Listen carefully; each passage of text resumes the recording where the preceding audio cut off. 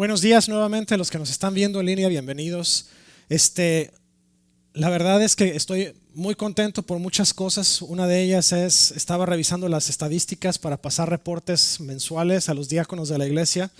Estamos bien cerca de las 10,000 descargas de los podcasts.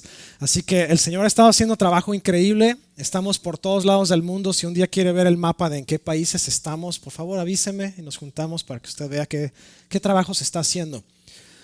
Hoy vamos a estar hablando de un tema bien importante que es el evangelismo, y qué raro, ¿verdad? Porque estamos nosotros en el mes de misiones. Está conectado con el tema de la semana pasada, que es estableciendo relaciones saludables, y hoy vamos a estar hablando de cómo nuestro compromiso como iglesia es con el evangelismo. Usted tiene una versión resumida de las notas ahí con usted. Yo tengo como 10 páginas, no se preocupe, vamos a salir como a las 3. Mandamos traer tacos por si alguien le da hambre. Escuché solo un amén, así que solo 2 de nosotros comemos tacos, los demás como el chinito, ¿eh? Vamos a hablar rápidamente del asunto de evangelismo. Evangelismo está en Mateo 9. Mateo 9 van a ustedes a encontrar Jesús haciendo trabajo de evangelismo, y vamos a verlo también en la Gran Comisión al final de Mateo. Nosotros nos fue asignada una misión por Jesucristo. Al momento de partir le dijo a sus discípulos: id y predicad el evangelio a toda criatura. Les dijo: bautizándolos en el nombre del Padre y del Hijo y del Espíritu Santo, y enseñándoles que obedezcan todas las cosas que os he mandado. Y he aquí, yo estoy con vosotros todos los días hasta el fin del mundo. La Gran Comisión es una de las cosas, una de las partes más trascendentes de nuestra vida cristiana, porque es nuestra razón de ser, es nuestro propósito. No existimos para venir a la iglesia nada más y atender un domingo o un miércoles o los dos. No estamos en la iglesia para atender solamente una vez al mes o una vez cada 2 meses o cada 3 meses. Venimos aquí para prepararnos y equiparnos para hacer la misión que Jesús nos encomendó. Cuando una persona se enlista en el ejército, esa persona pasa meses en entrenamiento intensivo. Yo recuerdo cuando estaba una de mis sobrinas bien chiquitita, mi cuñada estaba como reserva de la Fuerza Aérea y tenía que estar yendo cada cierto tiempo a la base y quedarse por 1 o 2 semanas en la base para hacer entrenamientos especiales, para estar haciendo las pruebas físicas, y eso es en el ejército de los Estados Unidos. Hay ejércitos en otros países que tienen que pasar por otro tipo de pruebas intensivas. Por ejemplo, uno de ellos, en los territorios del norte, en Rusia, en Siberia, los militares tienen que pasar por baños en agua helada. ¿Por qué? Porque es preparación especial para que cuando ellos entren a un terreno de batalla que es difícil de acceso, ellos tengan una ventaja competitiva sobre los otros ejércitos. Y no solamente eso, pero también tenemos otros ejércitos como el de México, que es uno de los mejores en camouflage de todos. Y usted dice: ay, pastor, usted está choreando. No, realmente el ejército mexicano tiene de los mejores camouflage que hay, y los entrenan para moverse tan cuidadosamente entre la selva para que no sea notable su movimiento. Y nosotros somos un ejército. Nosotros estamos en constante entrenamiento. La palabra de Dios nos entrena para pasar por valles, por terrenos sinuosos, para pasar por desiertos, para pasar por hielo, por nieve. Y se nos ha dado una armadura que es impresionante, que es la armadura del Espíritu. Vamos a entrar a la parte en donde el evangelio requiere acción. Nosotros, si somos militares y jamás vamos a un entrenamiento y jamás salimos a la guerra y jamás nos ponemos a batallar con nada, nosotros somos nada más una decoración de nuestro campo militar. En algún momento en mi vida me tocó hacer servicio militar en México, y me tocó estar en la base de allá de Querétaro, y yo recuerdo ver a los hombres grandotes. Yo estaba no tan alto como estoy ahorita en esa edad, yo tenía 17, 18 y todavía me faltaba estirar un poquito. Pero yo recuerdo viendo al sargento y viendo al mayor y a todos bien altotes allá, y ahí iban empujando morteros y empujando no sé qué más ahí. Los tenían algunos de ellos jalando un camión, entrenando, jalando un camión. No sé cuántas veces el ejército mexicano sale a pelear una guerra más bien salen en desastres naturales, pero están entrenados para cualquier cosa. Si un día se desata una guerra donde tienen que entrar, van a estar muy bien preparados. Pero ¿qué pasa si esos soldados viven todo el día en cuartel, toda su vida en cuartel, jamás son enviados ni siquiera para trabajar en desastres naturales? Su vida fue en cierta manera un desperdicio de entrenamiento militar. Y es por eso que hay algunos países que no tienen este ejército porque son pacíficos y buscan ser neutrales en todos los casos. Y está bien. Pero yo no le digo a usted sea neutral, no. Yo a usted lo quiero que sea de los guerreros. Si usted tiene todo el entrenamiento bíblico del mundo, pero usted no lo usa, usted no está funcionando para el trabajo que tiene que hacer. Necesitamos acción. Mateo 9, 35 al 38. Dice: Jesús recorrió todas las ciudades y aldeas de esa región, enseñando en las sinagogas y anunciando la buena noticia acerca del reino. Y sanaba toda clase de enfermedades y dolencias. Cuando vio a las multitudes, les tuvo compasión porque estaban confundidas y desamparadas como ovejas sin pastor. A sus discípulos les dijo: la cosecha es grande, pero los obreros pocos. Así que oren al Señor que está a cargo de la cosecha, pídale que envíe más obreros a sus campos.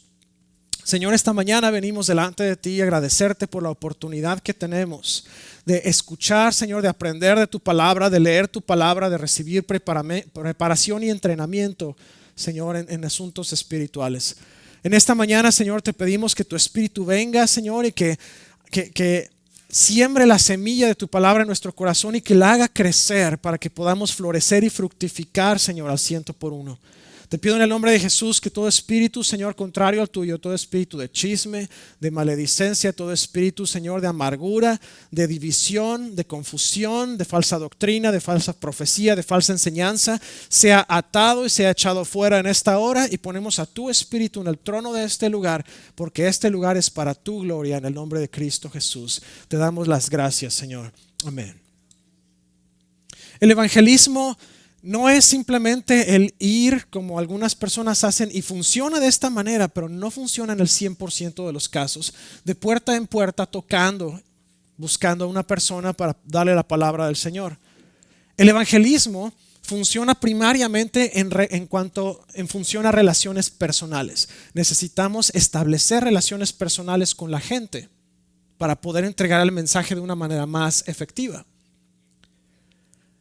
Sin una relación personal, el evangelismo es mucho menos efectivo. No sé si le ha pasado a usted alguna vez salido a una plaza comercial, a algún parque, tratado de predicar el evangelio a alguien a quien no conoce. La puerta está mucho más difícil de penetrar. Los muros están arriba. Y decía por ahí un pastor en una de las reuniones que tuvimos: hoy día es mucho más difícil que nunca entregar el mensaje del evangelio a gente con quien no tenemos una relación, porque la gente se ha vuelto tan paranoica en muchos sentidos, y no lo digo en un sentido despectivo ni ofensivo, pero lo digo en un sentido en que la gente tiene las murallas altas, bien levantadas, bien gruesas y bien arriba. ¿Por qué? Porque hay tantas personas que están ahorita funcionando, haciendo scams, personas que están nada más viendo cómo pueden atraer la atención de otra persona para causarle daño en todos los aspectos. Entonces la gente llega a alguien y le empieza a predicar del evangelio, y muchos de ellos se ponen demasiado defensivos y algunos ofensivos. En algún momento una persona de una de las religiones que andan tocando puertas todo el tiempo se acercó a la casa y trató de predicarme el evangelio. Entonces le saqué la Biblia, le saqué las prédicas que ya había escrito y empezamos a platicar de Jesucristo. Él venía con otra intención, pero en algún momento durante la conversación me hizo el comentario: ha habido gente que abre la puerta y me pone una pistola en la cabeza y me dice: lárgate de aquí. Eso ocurre porque la gente está en un modo defensivo todo el tiempo y algunos en modo ofensivo. La gente no recibe el evangelio muchas veces por acercarse a él o a ella en algún lugar público, y mucho menos menos en la privacidad de su casa. ¿Qué tenemos que hacer? Establecer relaciones personales. Ay, pastor, ¿me estás diciendo entonces que no voy a poder predicar el evangelio en el mall? Mire, probablemente sí, pero corre el riesgo altísimo de que seguridad le pida que se retire del lugar. porque usted está incomodando a las personas y está causando que muchos se vayan del lugar. Ay, pastor, pero entonces me voy al parque, ahí hay mucho hispano, ahí les predico a los hispanos. Que Dios lo acompañe y lo bendiga, porque muchos de ellos, mire, si le contestan bonito, va a ser ganancia. Muchos están a la ofensiva. Jesús creaba relaciones personales. Jesús se involucraba en la vida de las personas. ¿Qué pasó con Nicodemo? Nicodemo era una persona que necesitaba ardientemente de Jesús. Jesús atiende a esa reunión que Nicodemo lo llamó. Y mientras están ahí, Jesús conecta con él. ¿Cómo se conectó con Nicodemo? Le empezó a hablar de su propia vida. Tú eres un hombre así, así, asado. Tú tienes toda esta posición en la jerarquía de los fariseos y me estás haciendo esta pregunta. A lo mejor le tiró la muralla muy rápido. Asimismo, Jesús se encontró con otras personas. Jairo, la hija de Jairo, la suegra de Pedro, las multitudes. Aquella vez cuando Jesús se sentó a hablar con las multitudes y después los alimentó, 5,000 hombres, se calcula que eran alrededor de 23,000 personas entre hombres, mujeres y niños. Y después al día siguiente otra multiplicación milagrosa.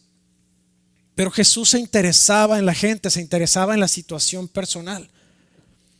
Hemos cometido el error como iglesia.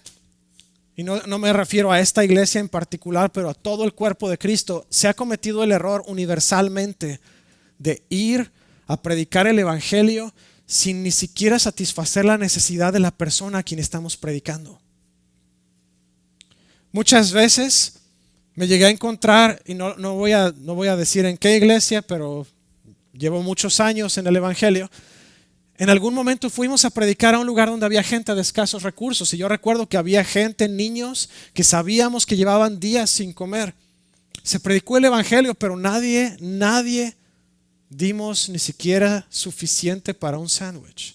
No llevamos comida con nosotros y eso se me hace un atropello al evangelio. Porque muchos decimos, vamos a ir a evangelizar. El punto del evangelismo es crear una relación personal con la gente y satisfacer una necesidad. Una de las muestras más impresionantes de evangelismo de Jesús fue el ejemplo de la mujer que fue descubierta en adulterio. Usted dice, a ver, espérame, pastor, está raro esto. Bueno, déjenme les explico, no se me adelanten. El asunto con esta mujer es que la encuentran en el acto de adulterio, la traen delante de Jesús. Los fariseos no iban a lograr que la mujer obedeciera la ley a través de ser duros y de ser sin misericordia y sin corazón. No iba tampoco a escuchar el mensaje del evangelio mientras estaba siendo apedreada. No era Esteban ni Pablo. ¿Qué fue lo que pasó? Jesús no necesitó criticar, Jesús no necesitó amenazar, Jesús no necesitó juzgar. Lo único que hizo es, el primero que esté libre de pecado, que arroje la primera piedra. Y dice que se volvió a agachar a escribir en la tierra. ¿Qué estaba haciendo Jesús con esto? Estaba volteando la mesa. Ustedes están juzgando a una persona por su pecado. Si alguno de ustedes realmente nunca ha cometido pecado, aplique la ley. ¿Y qué pasó? Se fueron cada uno poco a poco y después se quedaron él y la mujer ahí. Le dice, mujer, ¿dónde están los que te acusan? Y ella dice, no sé, Señor, se fueron. Y le dice Jesús, ni yo tampoco te juzgo, vete y no peques más. La perdonó y le entregó la orden, no vuelvas a pecar. El mensaje del evangelio en 2 frases.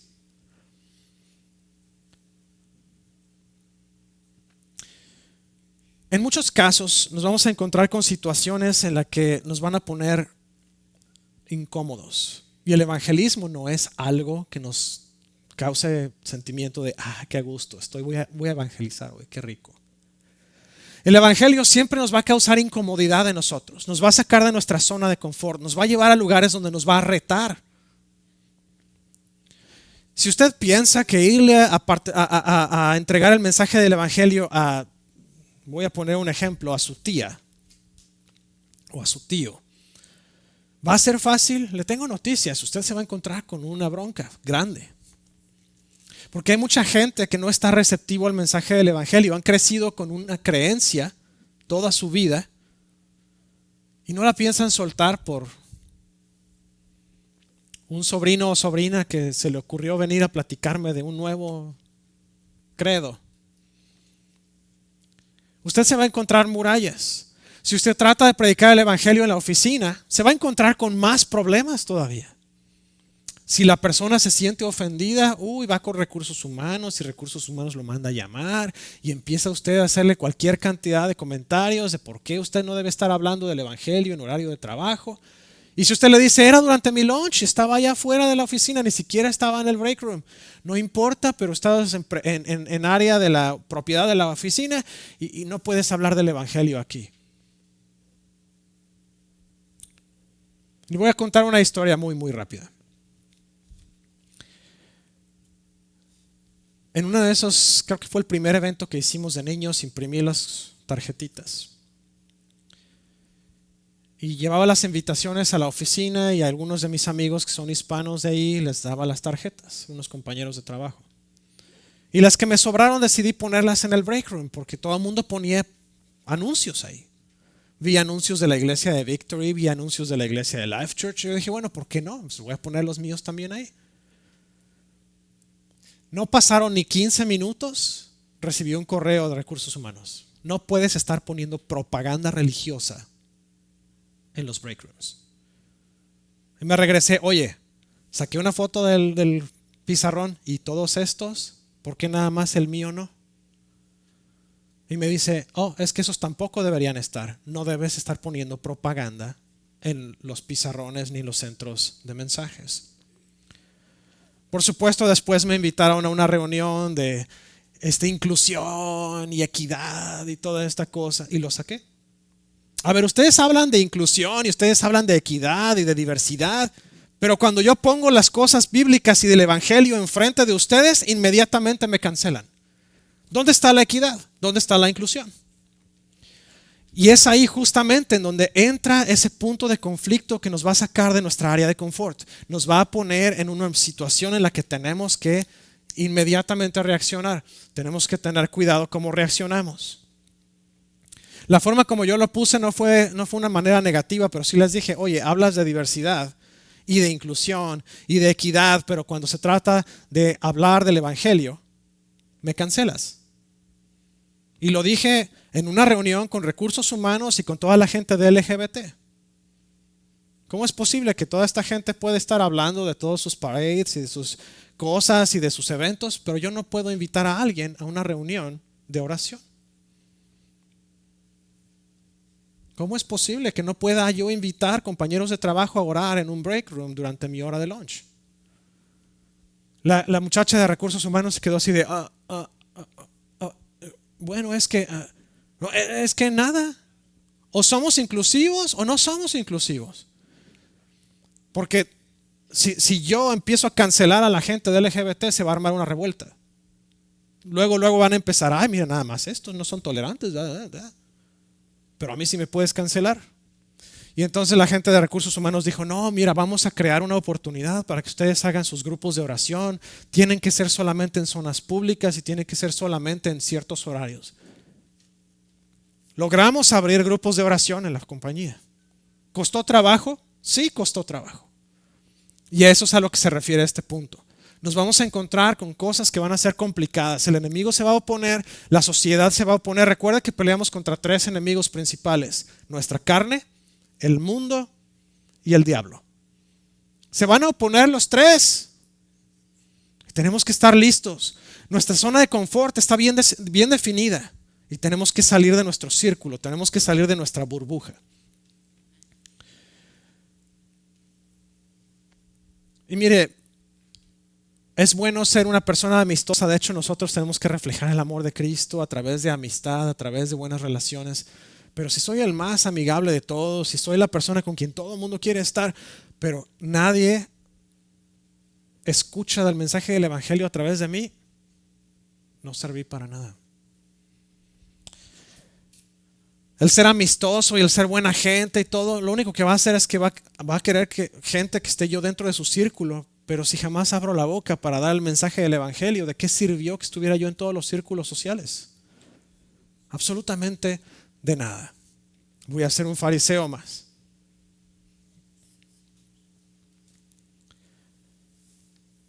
Jesús se interesaba en todas las personas, como el ejemplo del paralítico que fue bajado por el techo.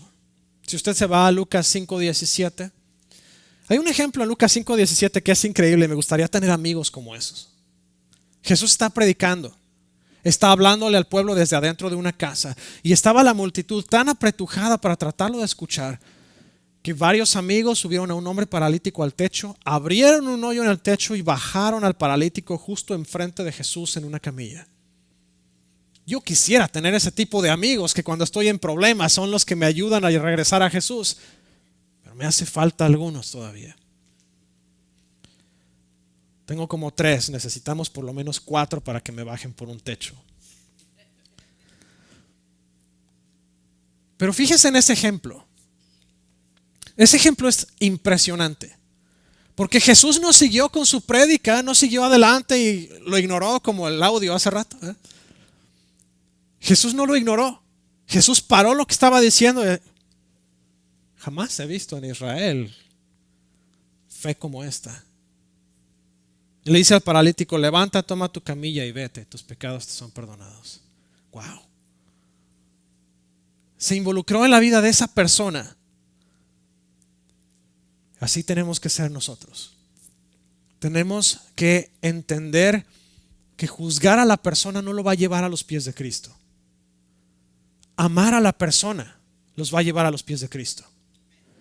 Satisfacer necesidades va a llevar a la gente a los pies de Cristo. Cuando nosotros le decimos a las personas: ay, sí, pues Dios te ama, Dios quiere que regreses a Él, Dios, Dios, Dios, y después cuando nos vamos, sale pues es hora de la papa, nos vemos, no te quiero hacer mucha mosca. Ay, por cierto, ya está empezando el fresco, abrígate bien. La persona tenía la nevera vacía, tenía el refrigerador vacío y tenía 0 cobijas y 0 abrigos en su guardarropa. La persona va a estar así de, pues, que Dios me bendiga, I guess.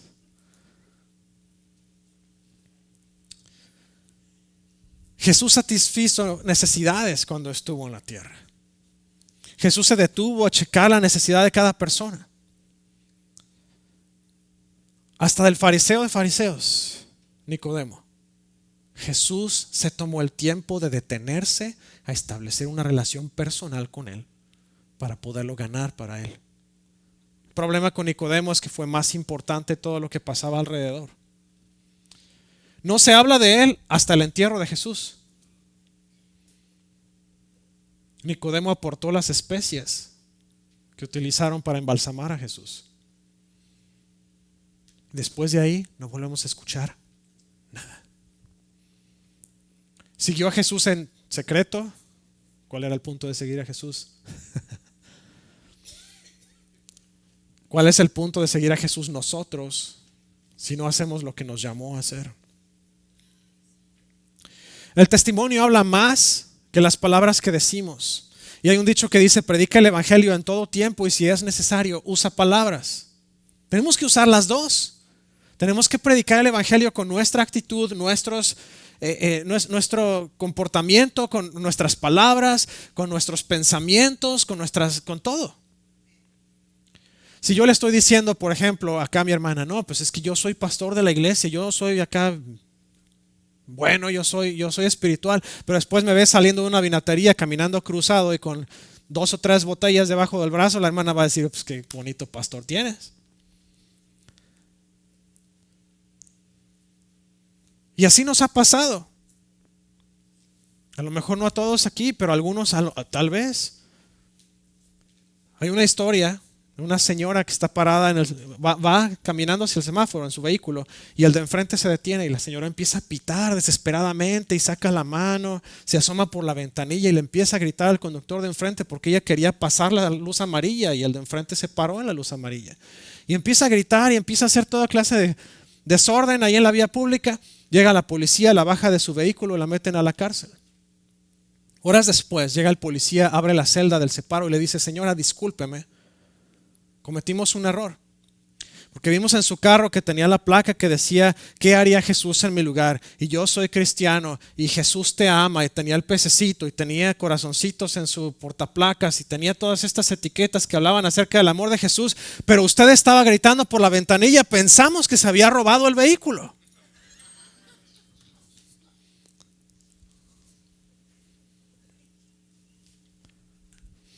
Es chusca la historia, pero es cierta.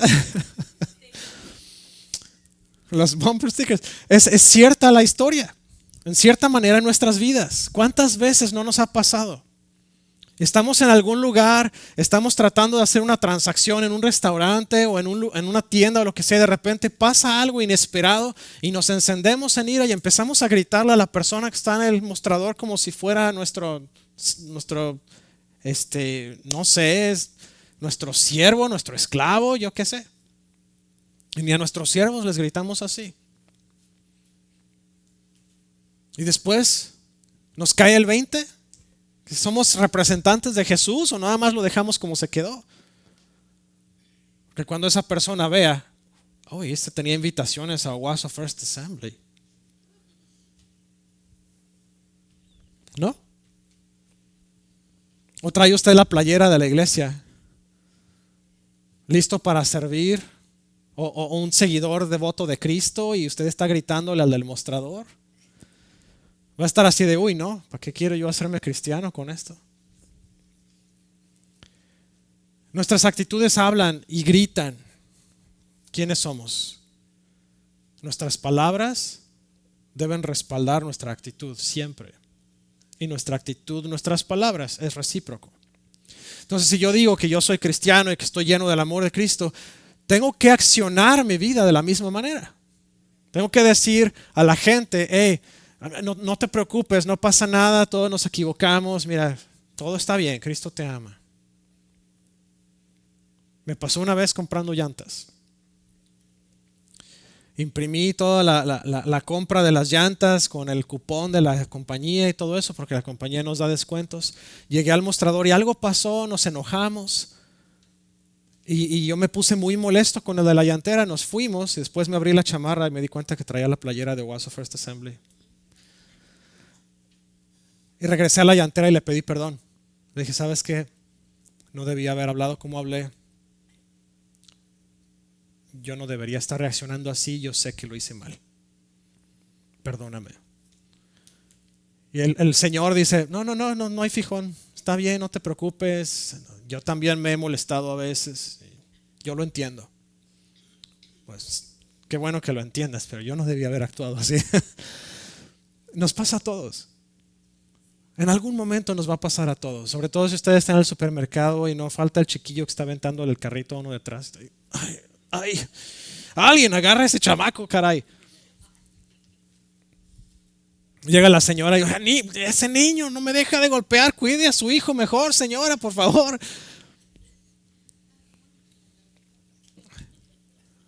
Gracia, misericordia. Si estamos hablando del amor de Cristo, de su gracia y de su misericordia, nuestras acciones y nuestras palabras tienen que compaginar. Y creo que ya le di bastantes palos a este. Tus acciones hablan a muy alta voz, necesitamos usar palabras. Jesús hacía ambas cosas. Jesús no nada más entregaba un mensaje de amor y expandir el reino de Dios y todo eso, pero Jesús también invitaba a la gente con sus actitudes a seguirlo, con sus comportamientos. De hecho, algo que me fascina es cuando habla la palabra que Jesús estaba enseñando en la sinagoga, o estaba enseñando en el templo, o estaba enseñando en cierta ciudad, y la gente le ponía atención porque hablaba como alguien que predicaba con autoridad. Quiere decir que las acciones de Jesús estaban completamente respaldando lo que decía. Todo lo que Él decía a la gente, todo lo que les hablaba acerca del reino de Dios iba respaldado con su propia acción correspondiente. Jesús es el modelo. Primera de Juan 2:6 dice: los que dicen que viven en Dios deben vivir como Jesús vivió. ¡Auch! Gracias, Señor. Tenemos que vivir como Jesús vivió. No podemos decir que somos de Cristo si hacemos lo contrario a lo que Jesús hizo.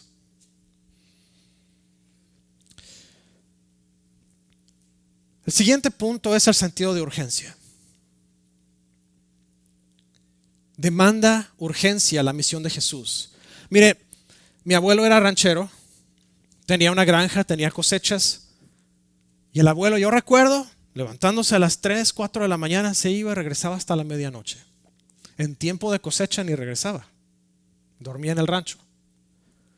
La cosecha es un tiempo del año en el que por un espacio corto de tiempo se puede levantar todo el fruto de la tierra.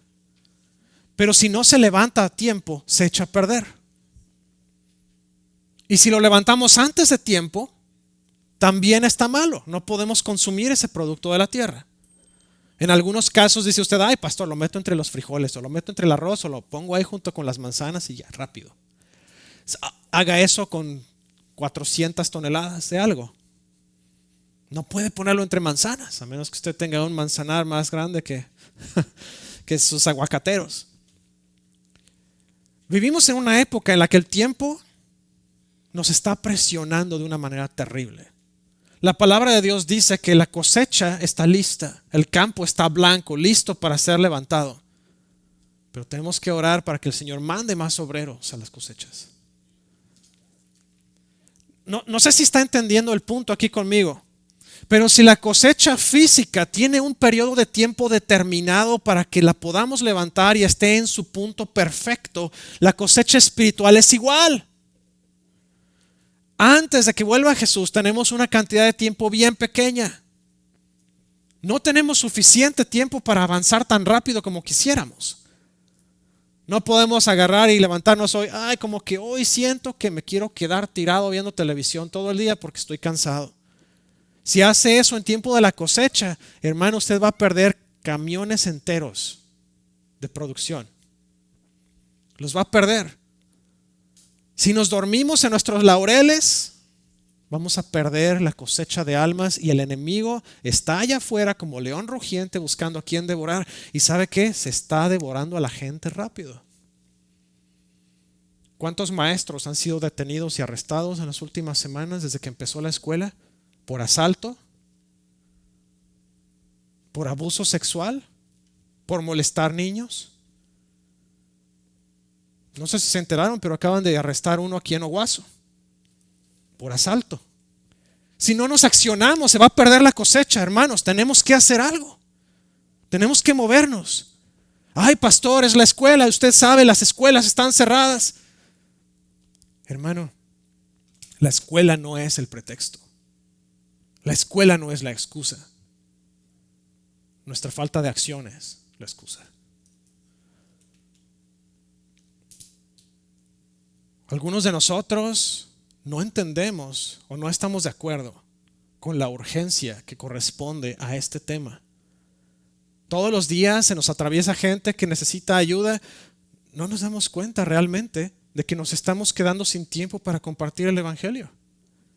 ¿Qué está pasando ahorita? Están levantando gente que no tiene hogar por todos lados para reubicarlos en lugares donde pueden estar refugiados. Hermano, esas almas son las que más necesitan de Cristo ahorita. Están al borde de la muerte muchos de ellos. Necesitan escuchar del evangelio. Ay, pastor, pero es que me da cosa. Algunos como que no huelen muy bonito. Hermano, Jesús abrazaba leprosos. ¿Qué más quiere? Y el olor de los leprosos, no vaya a pensar usted que es muy bonito. Precisamente la carne se les está pudriendo. No sabemos ni el día ni la hora en que Jesús va a volver, pero tenemos que activarnos para alcanzar más personas para Él. Dice Juan 9: debemos llevar a cabo cuanto antes las tareas que nos encargó el que nos envió. Pronto viene la noche cuando nadie puede trabajar. ¿Qué pasos vas a tomar hoy para traer a los perdidos hacia Dios? Hay una serie que a algunas personas les gusta mucho, otras no mucho. Se llama Dejados Atrás. Surgió por ahí de los años 90. En esta historia se basa en, al principio, el mero principio, se basa en un acontecimiento que todo el mundo estamos esperando con ansias, que se llama el rapto. Cuando Jesús se lleve a su pueblo con él. Pero, ¿estamos seguros que estamos listos para el rapto? Porque cuando tengamos que ir con Jesús, nos va a detener en la puerta, nos va a decir: ¿cuántos trajiste contigo? ¿A quién le hablaste de mí? Ah, no, mira, Señor, es que yo oraba todos los días, 3 horas diarias y yo te adoraba, yo hacía esto y el otro. No te conozco. No te conozco. Pero Señor, yo estaba en la iglesia todos los domingos y los miércoles. ¿Y la obra que te encargué hacer? No te conozco. Pero Señor, con permiso, pásame el siguiente. Pastor, esto es bien duro, ¿cómo cree? Hermano, Jesucristo fue muy, pero muy claro. Id y predicad el evangelio a todas las naciones, bautizándolos en el nombre del Padre y del Hijo y del Espíritu Santo, enseñándoles a que obedezcan todas las cosas que os he mandado, y he aquí, yo estoy con vosotros todos los días hasta el fin del mundo. ¿Hiciste lo que te encargué? No, fue desobediencia. Desobediencia es pecado. El pecado nos separa de Dios. Estamos haciendo lo que nos mandó a hacer. ¿Cuál es nuestra motivación para evangelizar? Ya nos hablaste, pastor, ya nos diste de cachetadas, ya nos tiraste pedradas, camión de volteo completo encima. Ahora vamos a ver cuál es la motivación. Y ya estoy por terminar. ¿Cuál es el porqué detrás de nuestras intenciones? Cuando nos levantamos en las mañanas debemos hablarnos a nosotros mismos sobre la cruz. ¿Usted se acuerda cuando alguien lo trajo al evangelio? Yo me acuerdo claramente, la situación en la que estaba mi familia era una situación de desesperación.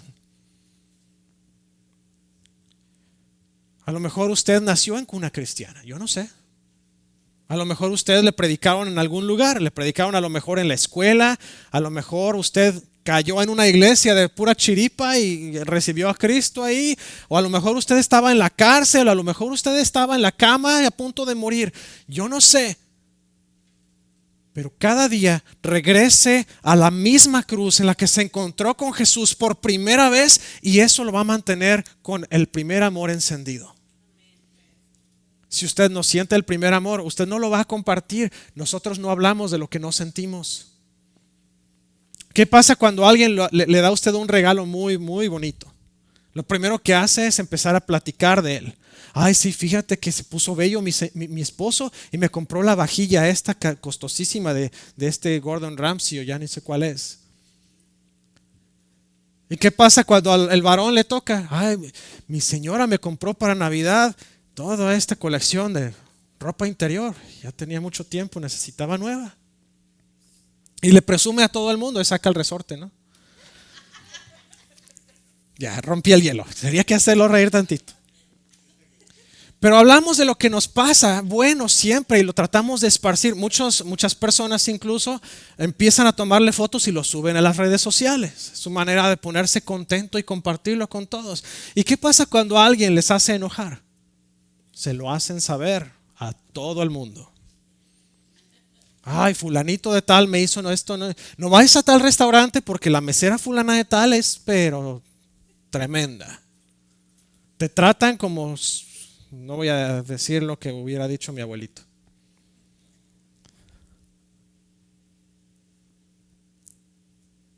¿Por qué hablamos de lo bueno que nos pasa, hablamos de lo malo que nos pasa, pero nunca realmente hablamos de Cristo a la gente afuera? La respuesta está en ese punto número 1. Porque no regresamos a la cruz porque no nos acordamos de dónde vinimos, porque no tenemos en mente de dónde nos sacó Dios para ponernos en su familia.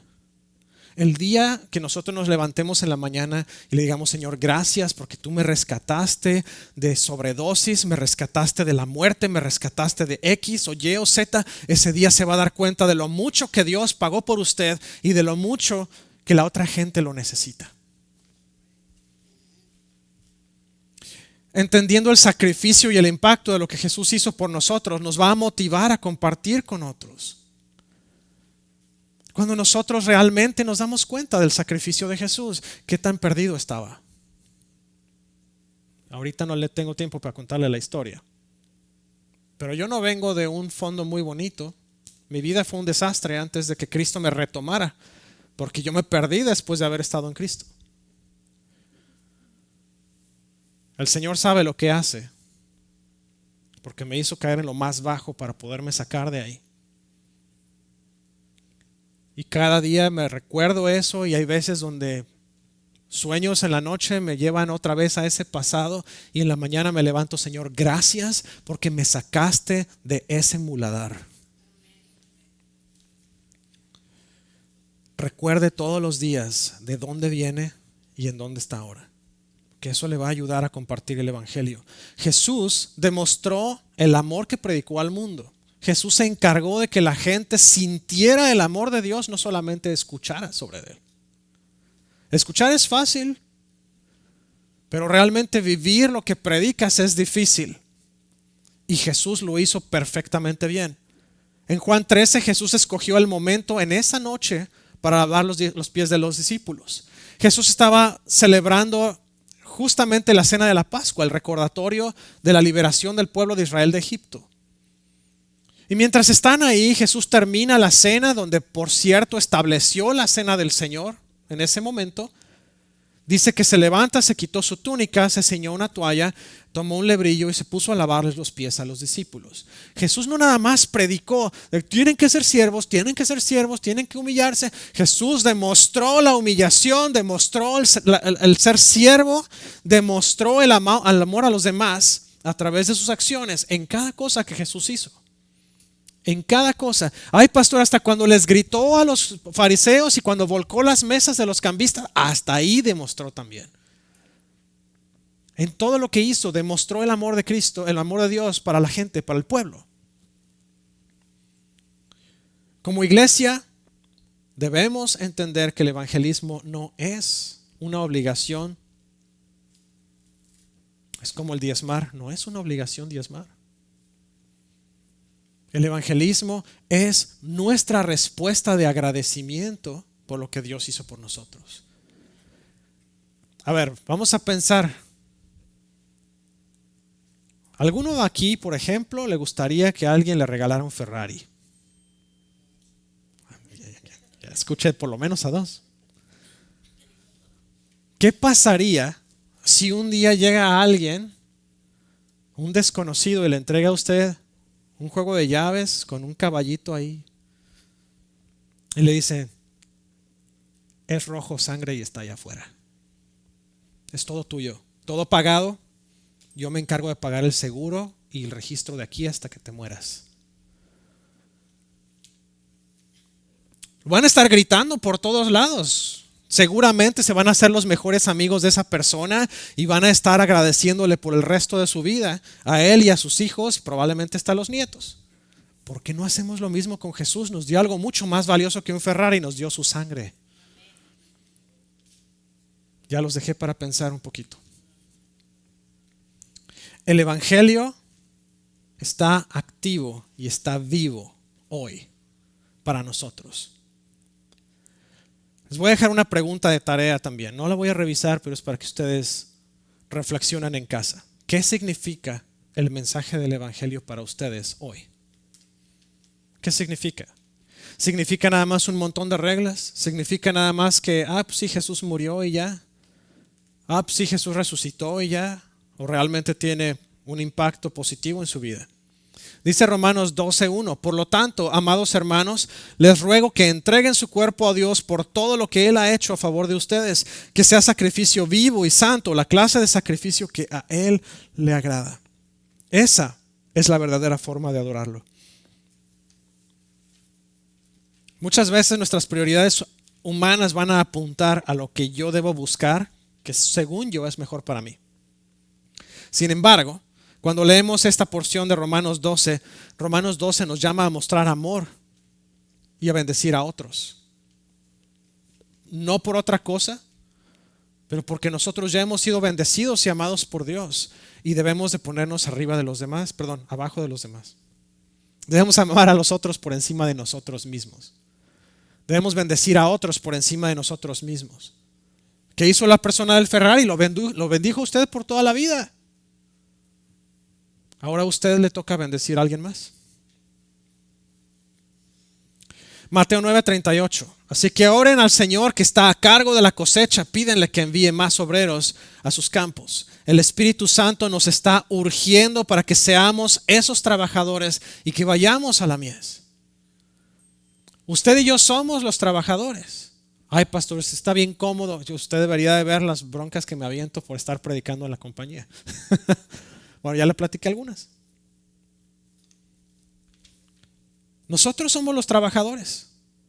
Como trabajadores de los campos de Dios, nosotros tenemos un arma que debemos de usar como la primera respuesta ante cada situación y no la última alternativa.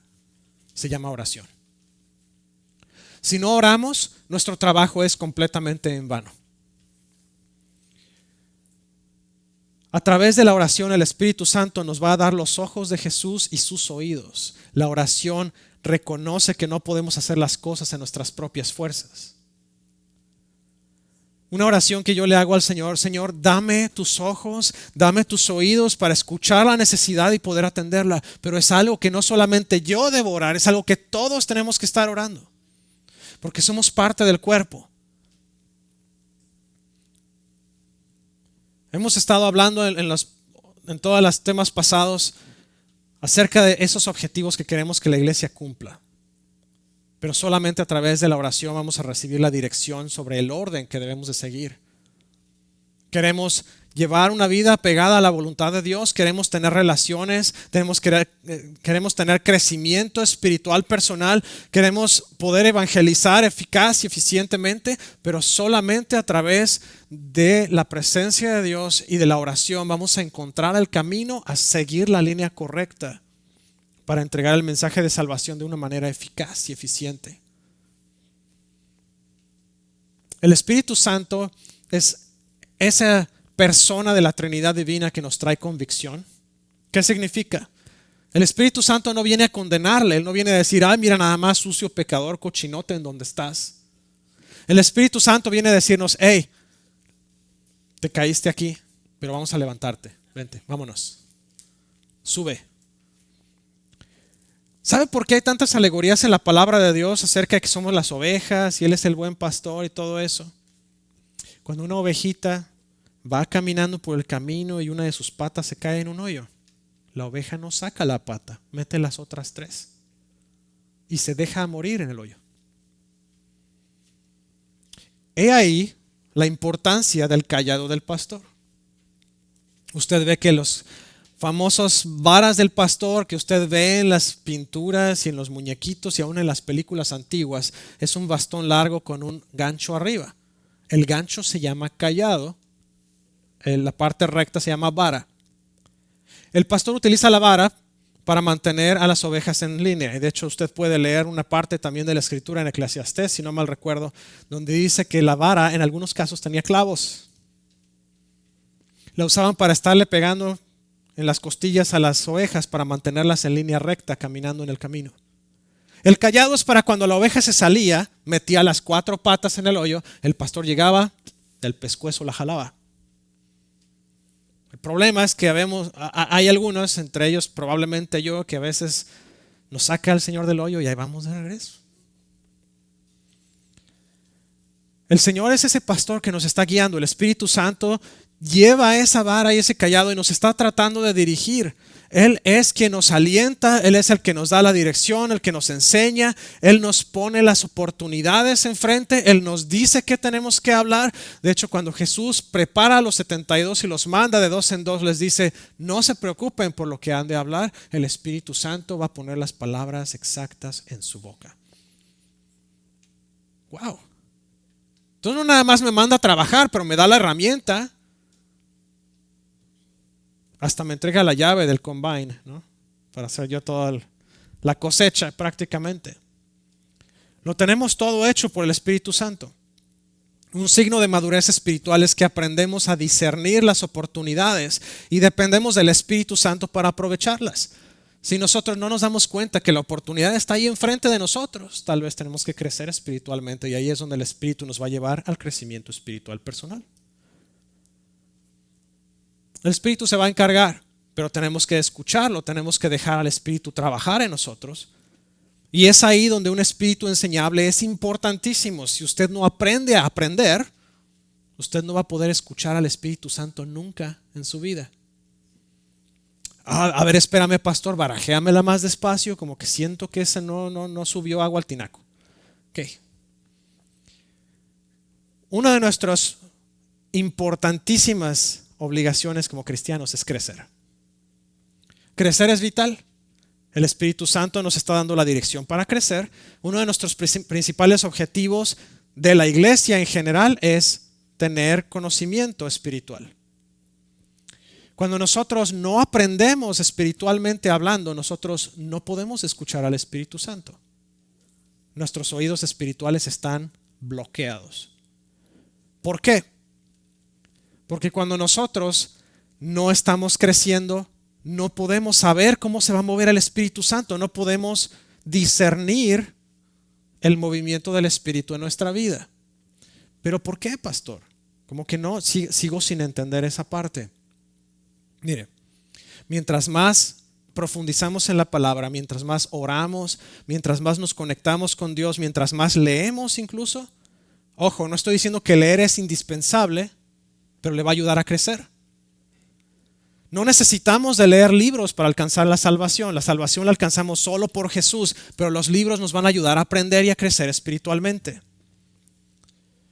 Si nosotros nos dedicamos solamente a venir los domingos o los miércoles o los 2 días a la iglesia, pero no le aplicamos conocimiento, no nos ponemos a estudiar la palabra, no la analizamos, no la comemos, no la masticamos, no vamos a aprender a escuchar a Dios.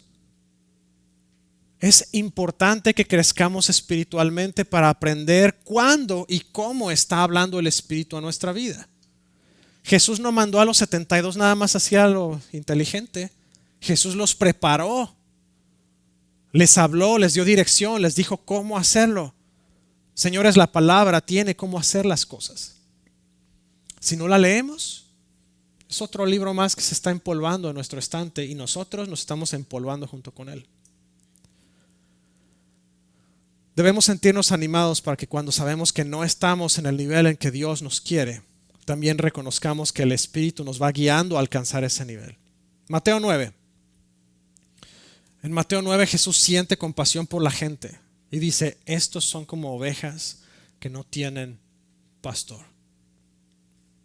Jesús se da cuenta, las ovejas estaban perdidas, confundidas, sin dirección. La gente no sabía qué estaba pasando, no sabía dónde ir, espiritualmente estaban confundidos. Jesús tuvo compasión de ellos, se sentó con esa multitud a prepararlos para recibir al reino de Dios. Este es el ejemplo que tenemos que seguir. ¿Cuáles son nuestros objetivos para la iglesia? Ya voy a cerrar con esto. Orar diariamente por la cosecha. Ese es importante, primario. Es nuestra primera arma de defensa y de ofensiva. Orar diariamente por la cosecha. Vivir como testigos donde sea que estemos.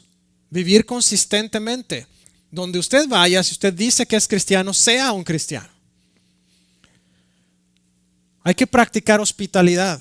Jesús era hospitalario. Hubo noches, en la palabra de Dios usted puede ver que hubo noches que estaba lejos, estaba ya tarde y Jesús seguía ministrando a la gente.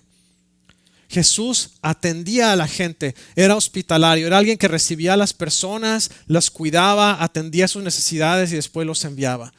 Debemos usar nuestros dones impartidos por el Espíritu en el ministerio. Nuestros dones no son medallas que colgamos en un estante.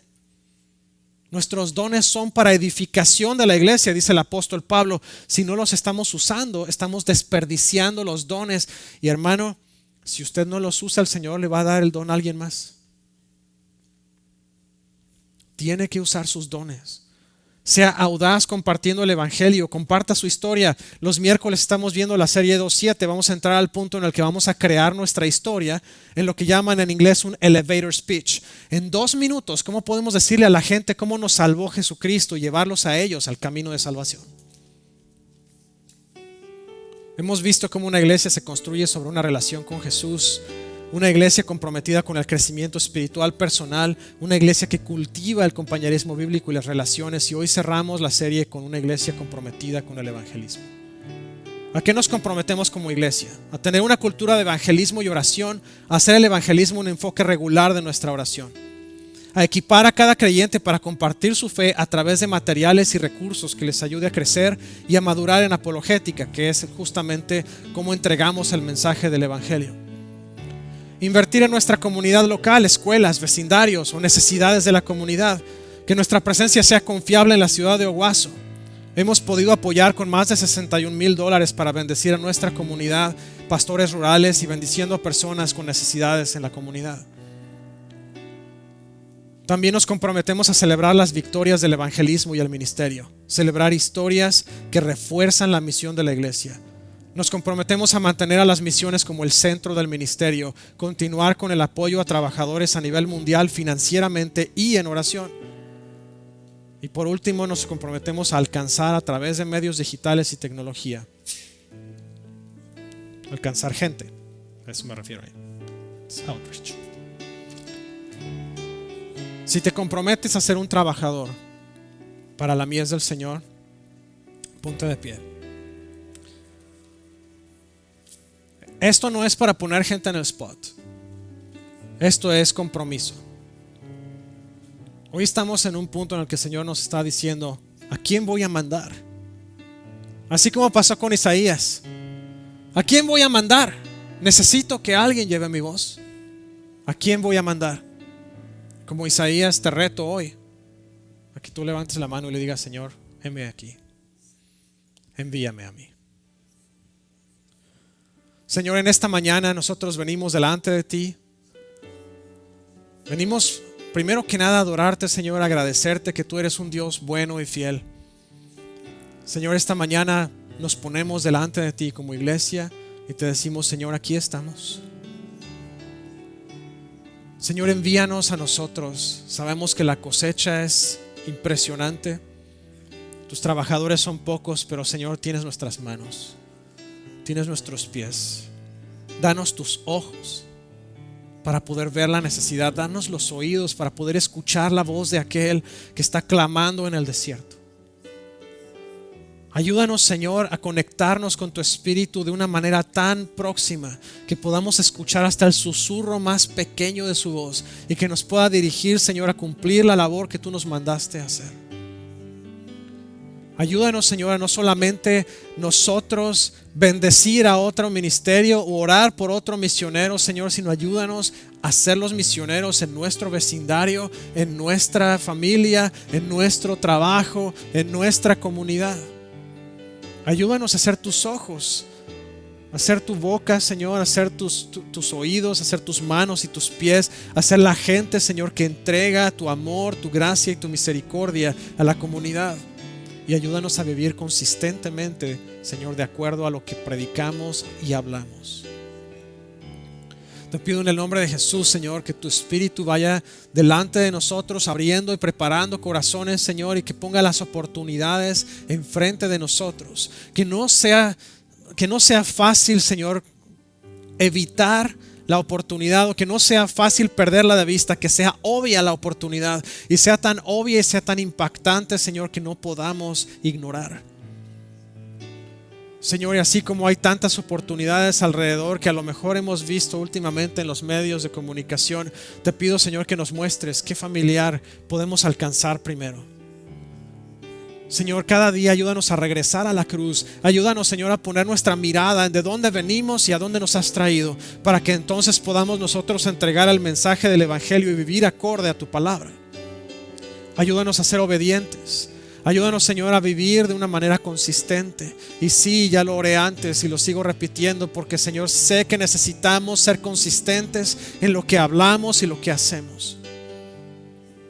Señor, en el nombre de Jesús, prepara a cada persona aquí, que tu fuego descienda sobre todos aquellos que están hoy comprometiéndose, Señor, con tu palabra. Dales doble porción de tu espíritu, dales una doble unción, Señor, que sus dones, sus talentos sean, Señor, revelados a ellos y puedan utilizarlos para edificación y para preparación, Señor, de tu iglesia. Y te pido en el nombre de Jesús, Señor, que tú los ayudes a ver la oportunidad y los ayudes a saciar las necesidades. Señor, cada mano aquí levantada, cada corazón aquí presente, Señor, es un obrero que está dispuesto a levantar, Señor, la parte de la cosecha que le corresponde. Te pido que les presente las oportunidades en estos días, que les hables, Señor, y ayúdalos a reaccionar orando como su primer recurso siempre, en el nombre de Cristo Jesús. Y no voy a despedir a la asamblea sin antes dar también este llamado. Si usted vino por primera vez a este lugar, si usted jamás había escuchado antes de Jesús, nos está viendo del otro lado de la cámara y Jesús tocó en su corazón y dice: hey, ven a mí, y usted quiere recibir a Cristo hoy, es el momento justo. Vamos a hacer una oración simple y usted va a recibir a Jesús en su corazón y se va a convertir en parte de su familia. Si está listo, vamos a orar. Haga esta oración en voz alta, porque con el corazón creemos para justicia, pero con la boca confesamos para salvación. Así que confiese conmigo estas palabras. Señor Jesús, gracias por tu sacrificio en la cruz. Gracias por tu muerte y gracias por tu resurrección, porque yo sé, confieso y creo que tú fuiste levantado de la muerte con poder. Hoy te pido perdón por mis pecados. Hoy te entrego mi vida y te confieso como mi único Señor y Salvador, y te entrego el control total de mi vida. En el nombre de Jesús. Amén. Si hiciste esta oración, contáctame al 918-272-5219 o a fmonroy@wasofirst.com. Quiero escuchar tu historia. Quiero platicarte qué sigue. Esta semana busque oportunidades para predicar el Evangelio. Los voy a despedir aquí y ahora oramos todos juntos como iglesia. Busque oportunidades. Busque oportunidades. No las deje pasar. Nos vemos aquí el miércoles a las 6:30 de la tarde. Que el Señor me los bendiga y los guarde. Que el Señor bendiga su entrar y su salir, su acostar y su levantar. Que haga resplandecer su rostro sobre ustedes y los llene de paz hoy, mañana y por siempre.